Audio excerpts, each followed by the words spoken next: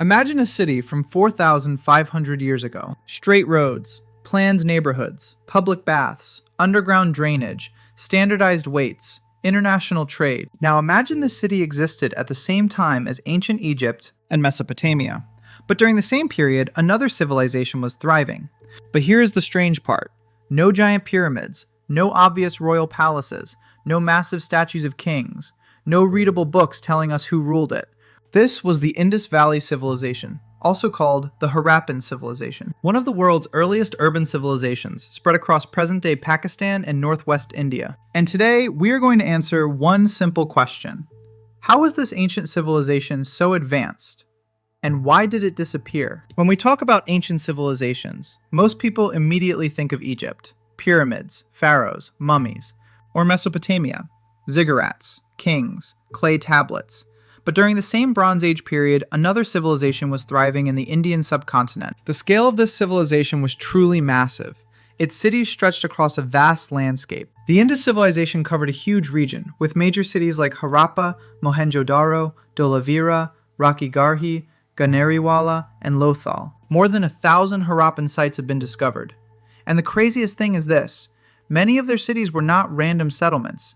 They were planned, like someone had actually sat down and designed the city before building it. Let's take Mohenjo-daro. The streets were laid out in a grid-like pattern. Houses were built with baked bricks. Many homes had bathrooms, some had wells, and wastewater did not simply flow into the street. It went into covered drains.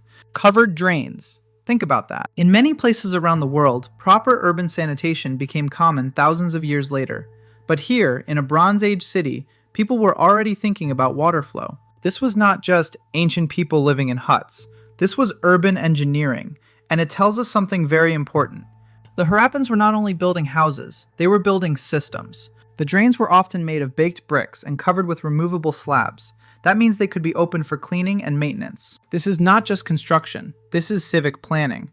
Someone had to decide the slope of the drain. Someone had to connect homes to streets. So the big mystery is this: who organized all this? Because unlike Egypt, where you see pharaohs everywhere, the Indus civilization does not shout the name of one great king. No giant statue saying, "I built this city."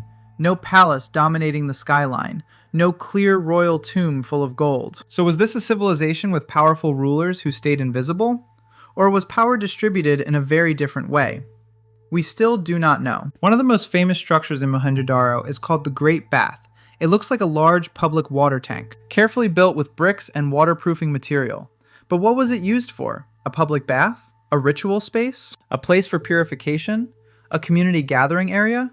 We do not know for sure, but the design shows incredible attention to water management. Steps lead into the tank, rooms surround it. The structure feels important, and this creates another mystery.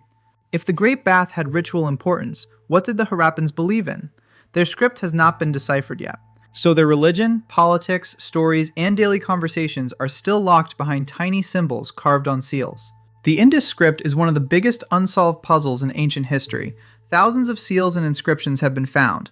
Many show animals, symbols, and short sequences of signs, but no one has conclusively decoded them.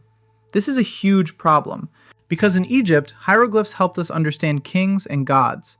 In Mesopotamia, cuneiform tablets tell us about trade and law. But the Indus civilization is almost silent. They left behind cities, tools, jewelry, and seals, but not a readable voice. It is like entering a perfectly organized house, where every object is still there, but the people vanished without leaving a diary. But the Harappans were not isolated. They were trading across long distances. Archaeologists have found evidence of trade links with Mesopotamia, where texts mention a distant land called Meluha. Many scholars connect Meluha with the Indus region. The Harappans exported things like beads, cotton textiles, timber, metals, and craft goods. They made beautiful carnelian beads and pottery, and their weights were standardized. That sounds boring until you realize what it means. Standard weights mean trust. If a trader in one city and a trader hundreds of kilometers away use the same measurement system, commerce becomes easier. This is the invisible technology of civilization. Now let's travel to Dholavira in present-day Gujarat, one of the most impressive Harappan sites. Dholavira was located in a harsh, semi-arid environment. Water was precious. so the city used reservoirs and channels to collect and manage water. This is the kind of engineering that tells you something about the mindset of a civilization. They were not simply reacting to nature, they were designing around it. They captured rainwater and stored it.